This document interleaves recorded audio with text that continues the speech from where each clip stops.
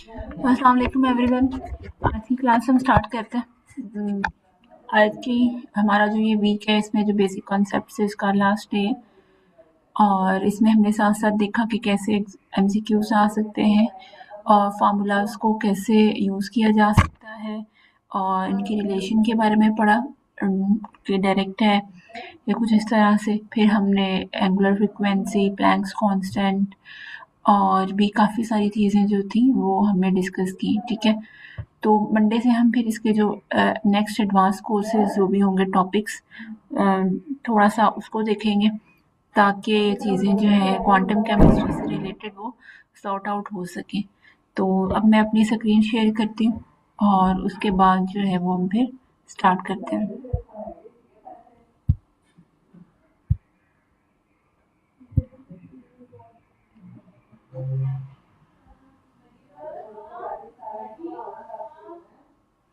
मेरी स्क्रीन सबके साथ विजिबल होगी अब।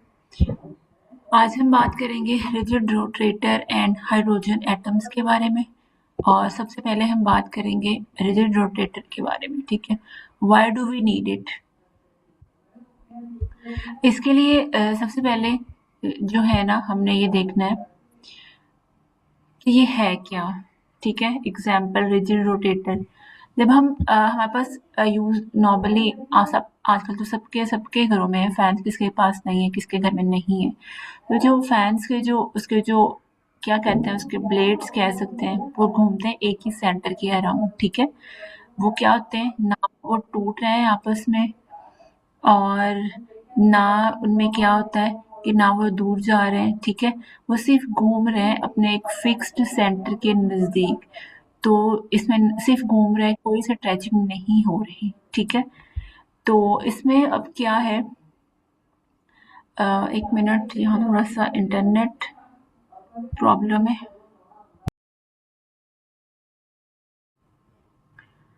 मैं दोबारा से स्क्रीन शेयर करती हूँ।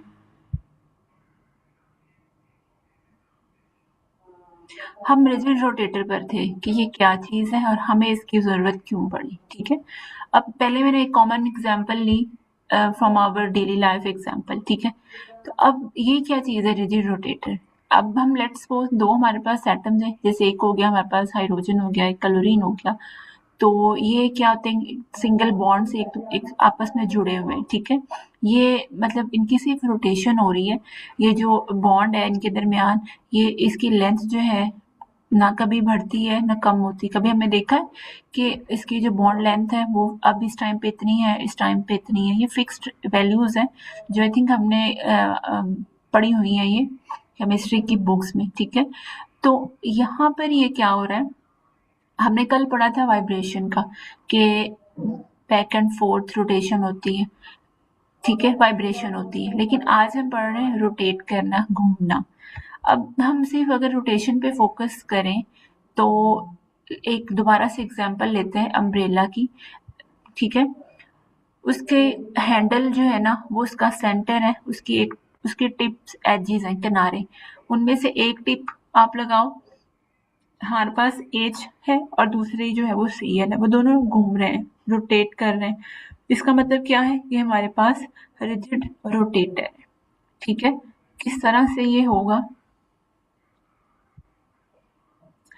ये इस तरह से, ये अम्ब्रेला हो गई। ठीक है, ये इसका हमारे पास सेंटर है, ये हमारे पास इसकी जो है ना वो टिप्स हैं और यहाँ पे एच और सी एल है, एच सी एल। इसके एग्जाम्पल जो है वो हम ले रहे हैं।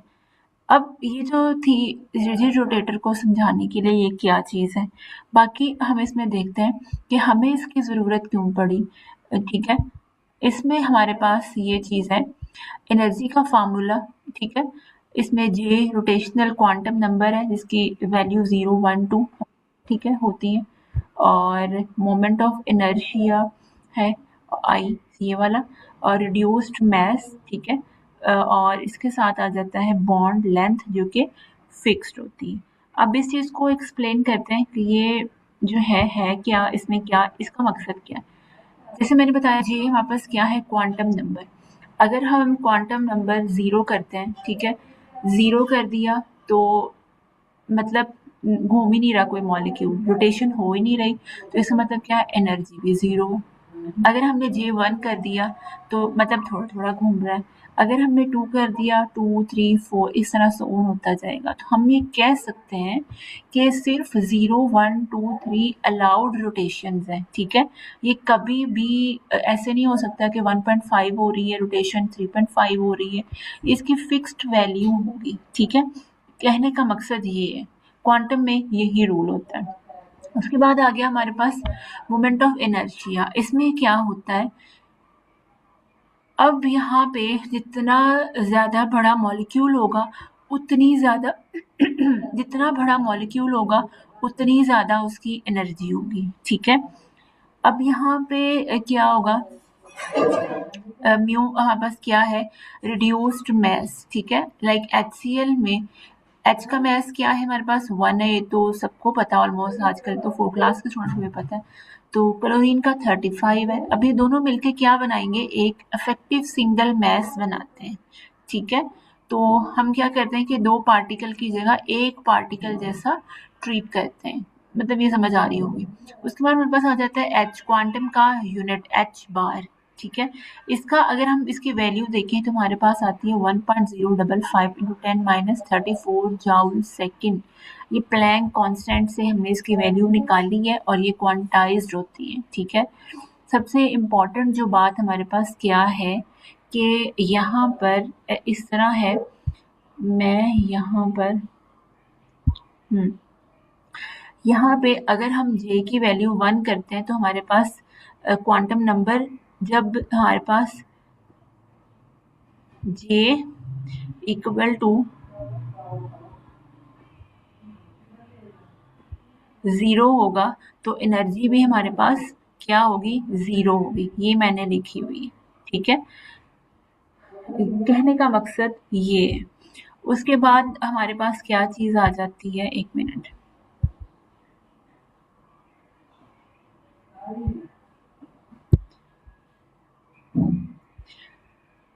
उसके बाद आ जाता है कि रोटेशन जो है ना उसकी ग्राउंड स्टेट की एनर्जी 0 है। अब यहाँ पे अगर हम रोटेशन की बात करें तो 0 आती है, लेकिन जब हमने कल पढ़ा था हार्मोनिक ऑसिलेटर, उसमें ग्राउंड स्टेट पे कितनी एनर्जी थी, 1/2 एज एंगुलर फ्रीक्वेंसी, वहाँ 0 नहीं थी, उसे आई थिंक हमने बोला था 0 पॉइंट एनर्जी। ये इन दोनों में फ़र्क है। उसके बाद हमारे पास आ जाते हैं नेक्स्ट लेवल। हाँ, यहीं पे एनर्जी जो है ना, अभी थोड़ा सा कुछ और देखते हैं। हाँ, अब यहाँ पे अगर एनर्जी लेवल्स देखें कैसे बढ़ते हैं, फार्मूला अगर हमारे पास यही है, E इज इक्वल है एच स्केयर, अगर मैं J की वैल्यू डालती जाऊँ प्लस इंटू 0, पहले अगर बात करें इंटू 0 + 1/2i, तो यहाँ पे 0 आ जाएगी वैल्यू। इसी तरह मैं सो ऑन करती जाऊँगी तो मेरे पास ये वैल्यू क्या आती जाएगी, मल्टीपल्स बनते जाएंगे, ठीक है? 1, 2, 3 इस तरह, यानी गैप जो है वो बढ़ते जा रहे हैं, 1, 2, 3 के मल्टीपल। जे बढ़ने पर लेवल तेजी से क्या होते जा रहे हैं, ऊपर होते जा रहे हैं। लेट्स सपोज हम यहाँ पे इसको ये करें, 1 मिनट।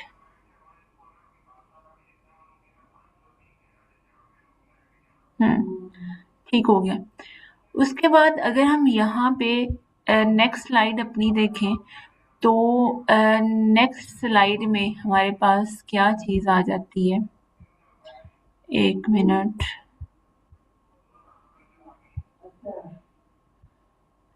एंगुलर मोमेंटम, ये कहाँ से आया, अब इसको देखते हैं।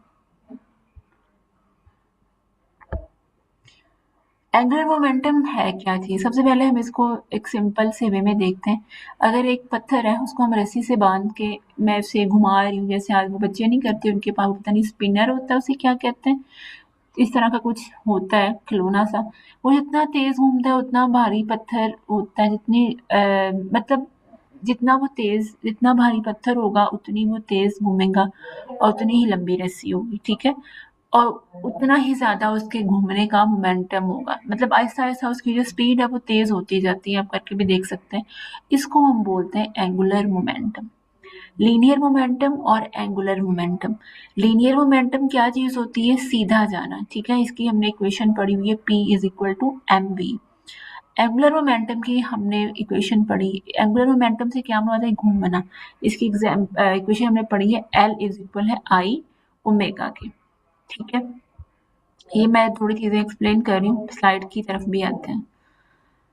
अब यहाँ पे हमारे पास मैग्नीट्यूड ऑफ एल है और जी कंपोनेंट ऑफ एल है। मैग्नीट्यूड ऑफ एल की इक्वेशन अगर हम देखें तो एल हमारे पास क्या चीज है? यहाँ पे टोटल एंगुलर मोमेंटम की हम बात कर रहे हैं। जे हमारे पास क्वांटम नंबर है जो हमने पीछे से पढ़ा, 0 1 2। जब जे की वैल्यू 0 होगी हमारे पास एनर्जी की वैल्यू कितनी होगी? 0 होगी। एच हमारे पास क्या चीज है? एच की वैल्यू आती है एच ओवर 2 पाई। हम ये कैसे निकालेंगे? एच प्लैंक्स कांस्टेंट है, उसे डिवाइड कर देंगे 2 पाई से, 2 इंटू 3.14। पाई की वैल्यू आती है 22/27 को डिवाइड करके 3.14। तो जब ये चीज आ जाएगी हमारे पास ये एच निकल आएगा, ठीक है। अब अगर हम बात करें, मैं थोड़ा सा इसको जो है ना रेज करके फिर हम इसको और देखते हैं आगे। अब इसमें हमने क्या करना है, इसका मतलब क्या है? जब मैं J 0 करती हूँ इसका मतलब ये है कि 0 एंगुलर मोमेंटम है, कोई चीज घूम ही नहीं रही, वो पत्थर। जब मैं J 1 करती हूँ तब क्या होगा कि यहाँ पे बहुत, इसमें इसकी वैल्यू आ जाएगी √2 इंटू एच के, ठीक है। अब यहाँ पे नेक्स्ट अगर मैं J2 करती हूँ तो वो √6 इंटू एच आ जाएगा। तो इसका मतलब क्या हो जाएगा? जब J हमारे पास 1 होगा तो उसकी वैल्यू √2 इंटू एच आती है, ठीक है। ये मसला है, मकसद है कहने का। अब हम अगर देखें L Z, like Z component of L, यहाँ पे हमारे पास mj क्या है? Magnetic quantum number. mj ranges from -j to +j। Example, j अगर 1 है तो mj हम इसकी जो है ना क्या निकाल सकते हैं? 1 है ना, तो मतलब 1 तक जितनी भी वैल्यूज आती हैं 0 और +-1, और इसमें सिर्फ हम z कंपोनेंट जो है वो मैयर कर सकते हैं। अब इसको थोड़ा सा एक्सप्लेन करते हैं कि क्या है एग्जाम्पल से। अगर हम एक स्पिनिंग टॉप देखें जो बच्चे गलियों में घुमाते फिर रहे होते हैं, ठीक है, वो अपनी एक्सिस के अराउंड घूमता है, लेकिन ऐसी किसी भी डायरेक्शन में उसकी हो सकती है, ठीक है। एक्सिस जो है वो किसी भी डायरेक्शन में वो घूम सकता है, ठीक है। लेकिन क्वांटम केमिस्ट्री में हम क्या करते हैं कि हम सिर्फ जी एक्सिस पे मैयर करते हैं उसकी एक्सिस को, बाकी दोनों को मैयर करना इम्पॉसिबल है। और यही बात क्या चीज कहलाती है? हेजनबर्ग अनसर्टेनिटी प्रिंसिपल, ठीक है।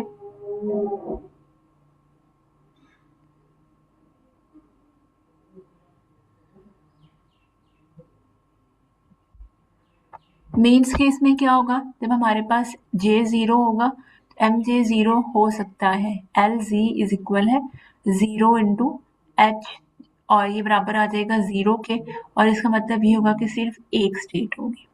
नेक्स्ट अगर मैं mj इज इक्वल है, हम कर दें +1 कर दें तो Lz क्या आ जाएगा? माइनस में आ जाएगा, ठीक है। तो इसी तरह हर j के लिए 2j + 1 स्टेट्स वाला फार्मूला जो है वो हम याद रखेंगे और वहां से एनर्जी जो है वो हम काउंट करते जाएंगे, ठीक है। ये चीज थी यहाँ पर। उसके बाद हमारे पास आ जाता है, नेक्स्ट स्लाइड पे चलते हैं, spherical harmonics, the shape of rotation. अब ये क्या चीज है हमारे पास, इसको देखते हैं। जब हम रिजिड रोटेटर हमने पढ़ा, उसकी जो इक्वेशन वगैरह सॉल्व करते हैं तो हमारे पास वेव फंक्शन आता था, आई थिंक उसका फॉर्मूला था E into omega angular frequency, ठीक है। तो अब यहाँ पे हमने क्या करना है कि घूमते वक्त पार्टिकल का वेव फंक्शन 3D स्पेस में कैसे दिखता है। अब अगर हम एंगल्स की बात करें तो हम अगर ग्लोब को देखें तो ग्लोब में 2 एंगल्स हैं, एक तो ये थीटा अगर 180 है मतलब, तो इक्वेटर वगैरह उसका 90 है, या एक चीज सिचुएशन हो सकती है 180 पोल से पोल, और एक हो सकती है 360 डिग्री, ठीक है, जिसमें हम पूरा वो देख सकते हैं। अब यहाँ पे क्या चीज़ है कि एटॉमिक ऑर्बिटल से इसको कैसे कनेक्ट किया गया है, इस चीज़ को देखते हैं।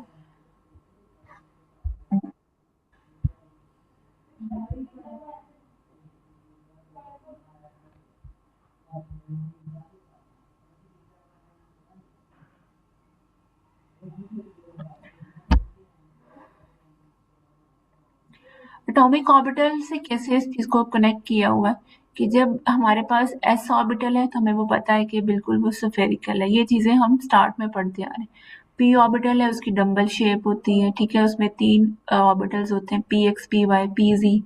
इसी तरह अगर हम डी ऑर्बिटल देखें तो उसमें भी उसके कुछ क्लोवर लीफ शेप होती है, इसके 5 ऑर्बिटल्स होते हैं, I think D X Y, D Y Z, D X Z, और साथ में D Z square dot Y square, यही आई थिंक यही है सारे, ठीक है। तो अब इसमें हमारे पास एक फार्मूला होता है कि एक एनर्जी पे कितनी स्टेट्स आ सकती हैं।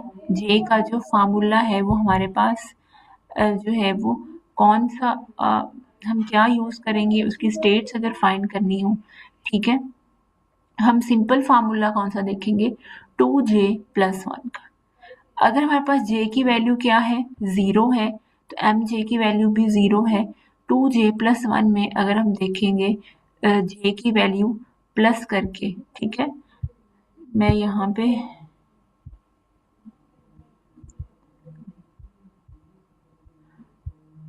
2j+1, अब अगर मैं यहाँ पे 0 पुट करती हूँ तो अगर j हमारे पास 0 होता है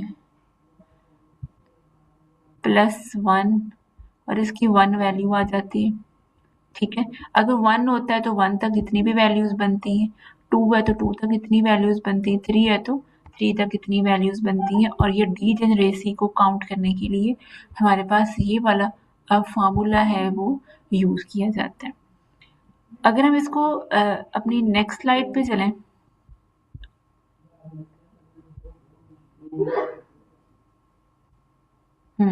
hydrogen atom, quantum mechanics in action. अब यहाँ पे इसको अगर देखा जाए,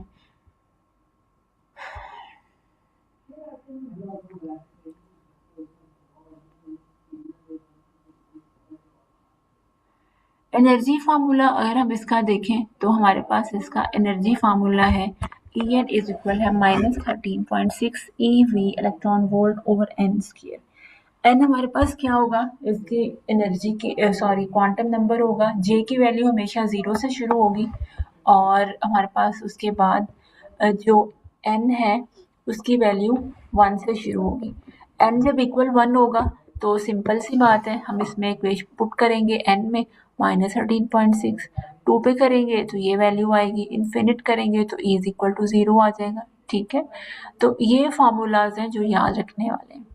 उसके बाद हमारे पास आ जाता है यहाँ पे सिंबल, ये क्वांटम नंबर्स हैं, एन प्रिंसिपल क्वांटम नंबर, इसकी वैल्यू, ठीक है, एंगुलर की आ गई, फिर मैग्नेटिक की आ गई, और फिर क्वांटम की आ गई।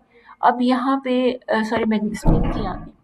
एन क्या करता है, एनर्जी डिटरमाइन करता है, एल शेप है, m1 ओरिएंटेशन है, और ms स्पिन डायरेक्शन है, ठीक है। दोबारा से मैं बोलती हूँ, n क्या है, एनर्जी, l शेप के लिए, m1 ओरिएंटेशन के लिए, और ms जो है वो उसकी स्पिन डायरेक्शन के लिए यूज किया जाता है सिंबल।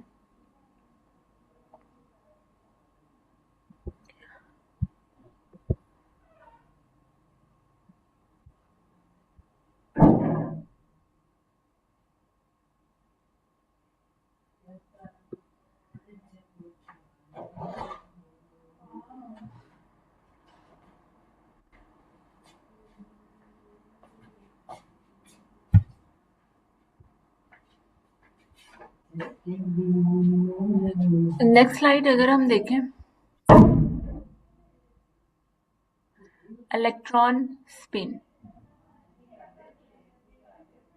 ये एटॉमिक ऑर्बिटल्स, इसमें हमारे पास क्या है, कि all an orbital is a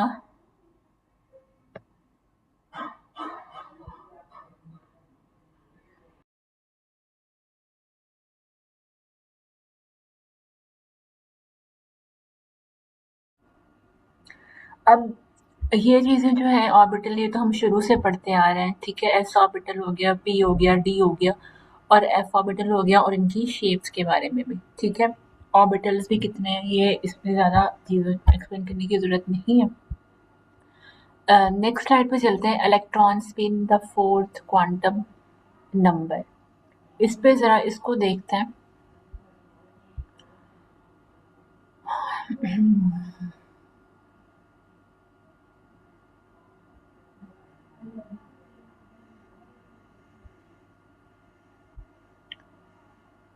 spin properties क्या चीज़ है? स्पिन क्वांटम नंबर, ठीक है। एम एस अगर +1/2 प्लस में है तो वो स्पिन ऊपर है, माइनस है तो वो डाउन है। स्पिन मैग्नीट्यूड हमने फाइंड करना है तो हम इसके लिए ये वाला फार्मूला जो है वो यूज़ करेंगे। और उसके बाद what does spin matter? Pauli's exclusion principle है कि no two electrons have the same 4 quantum number. Maximum 2 electrons हो सकते हैं विद ऑपोजिट साइन, ये वाला जो साइन हम शुरू से पढ़ते आ रहे हैं, ठीक है। स्पिन इज क्वांटाइज्ड और इसी वजह से इलेक्ट्रॉन जो है ना ऑर्बिटल होल्ड करते हैं 2 इलेक्ट्रॉन। ये बहुत ही बेसिक चीज़ से, बस मकसद वही है कि चीज़ों को रिकॉल करना, ठीक है। इसका जो फॉर्मूला है इसको थोड़ा सा देख लेते हैं।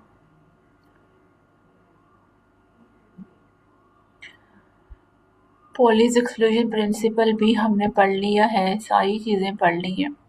और अगर पॉलीज एक्सक्लूजन प्रिंसिपल की वायलेशन जो है ना वो अलाउड नहीं है, वैसा पॉसिबल ही नहीं है, ठीक है। तो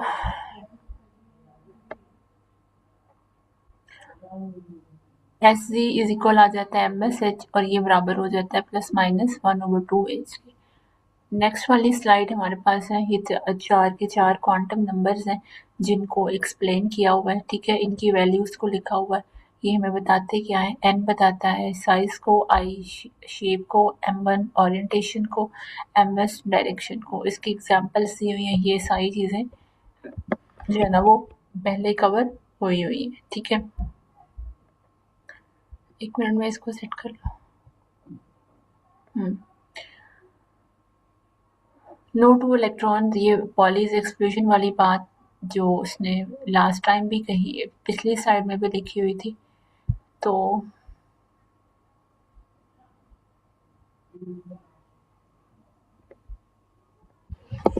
प्रिंसिपल क्वांटम नंबर, जैसे मैंने पहले बताया, एनर्जी और साइज को बताता है। n इज इक्वल टू 1 2 3 4, ठीक है।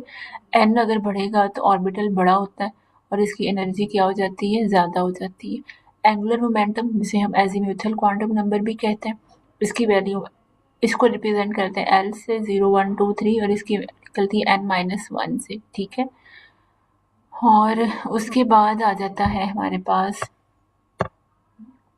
मैग्नेटिक क्वांटम नंबर है और फिर स्पिन क्वांटम नंबर है। फॉर एग्जांपल 3D ऑर्बिटल्स के लिए वैलिड क्वांटम नंबर। अब 3D ऑर्बिटल है हमारे पास तो n इज इक्वल टू 3 है। L अगर हमने निकालना है तो कैसे आएगा? n-1 2 आ जाएगा। शेल कौन सा है? तीसरा, L2 आ गया। और उसके बाद हमारे पास m की वैल्यू कैसे आई? 2l+1। l कितना था? 2। तो इसके बाद हमारे पास 5 ऑर्बिटल्स आ गए, ठीक है, इसका आंसर। और ms हमारे पास या तो वो +1 हो सकती है, +1/2 या -1/2, ठीक है। मीन्स के स्पिन अप हो सकता है या डाउन हो सकता है। 3D में टोटल इलेक्ट्रॉन्स फिर कितने हुए? ऑर्बिटल्स कितने हैं? 5। हर ऑर्बिटल में कितने इलेक्ट्रॉन हुए? 2। और टोटल में क्या हो गया? 10। इसीलिए डी ब्लॉक एलिमेंट्स में जो है वो 10 इलेक्ट्रॉन जो है वो फिल होते हैं, ठीक है। थोड़ा सा ये चीज़ मैंने एक्सप्लेन करनी थी। उसके बाद अगर हम देखें एग्जाम्स के हवाले से, I L is equal to 0 है, ठीक है। और इसी से हम बाकी चीज़ें भी निकाल, अगर हमें एन पता है तो हम दूसरी चीज़ें भी जो है ना वो निकाल सकते हैं।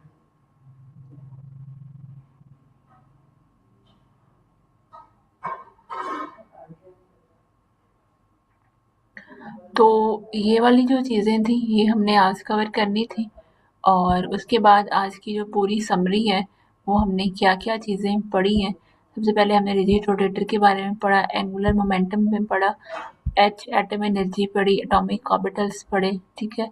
और इनको आगे इससे सारी चीज़ें जो है ना वो हमने एक्सप्लेन भी किया और ये सारी चीज़ें भी हमने डिस्कस की। तो आई होप सबको चीज़ें जो हैं वो क्लियर हुई होंगी।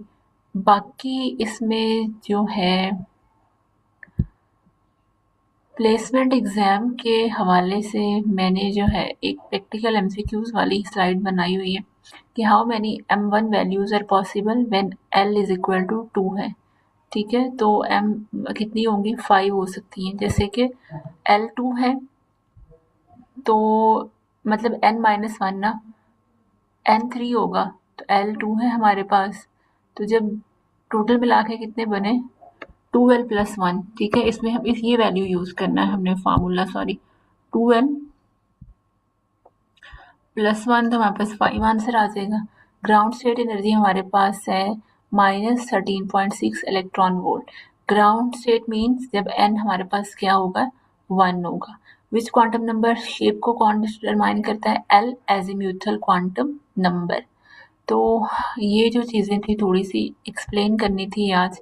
यहाँ तक किसी का कोई सवाल वगैरह है तो आप लोग पूछ सकते हैं, बाकी फिर हम इसको नेक्स्ट लेके चलते हैं, कुछ और देख लेते हैं एमसीक्यूज वगैरह और इसको देख लेते हैं।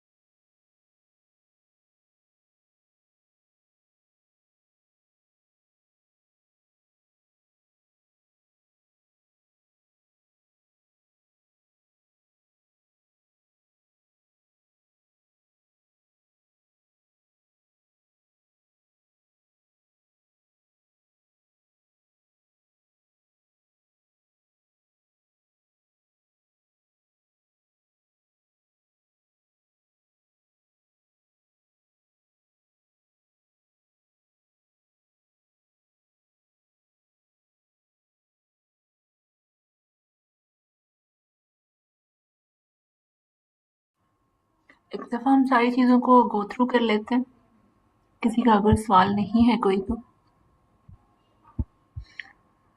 सिर्फ टॉपिक्स को देखते हैं क्या क्या चीज़ें हमने आज कवर की हैं।